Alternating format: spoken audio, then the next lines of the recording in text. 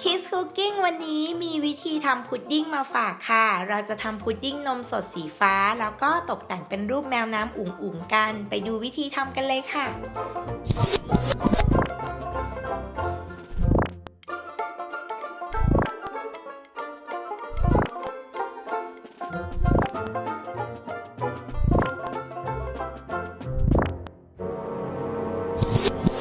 ขั้นแรกนะคะนำนมจืดแล้วก็นมข้นจืดนะคะนมข้นหวานนะคะมาต้มให้อุ่น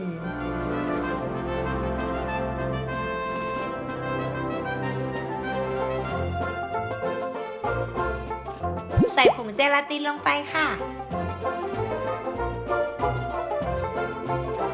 แล้วก็คนจนกว่าผงเจลาตินจะละลาย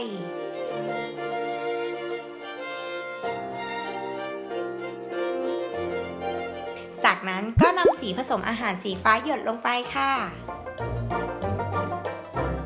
คนอีกครั้งให้สีกับตัวเนื้อพุดดิ้งเข้ากันดี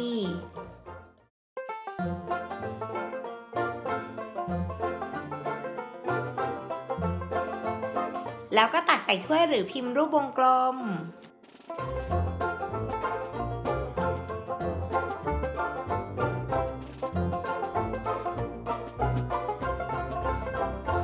นำไปแช่เย็นนะคะจนกว่าพุดดิ้งของเราจะเซ็ตตัวค่ะ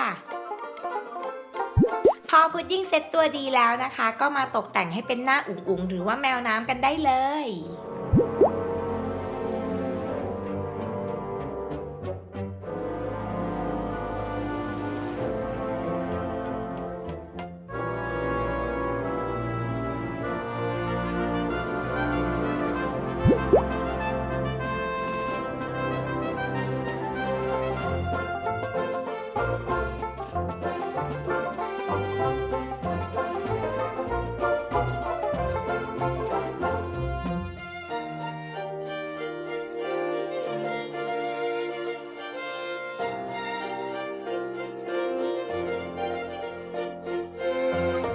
เรียบร้อยแล้วค่ะพุดดิ้งอุ๋งๆทำง่ายๆอย่างนี้นะคะหน้าตาก็น่ารักน่ารับประทานมากๆด้วยน้องๆลองทำดูกันนะคะ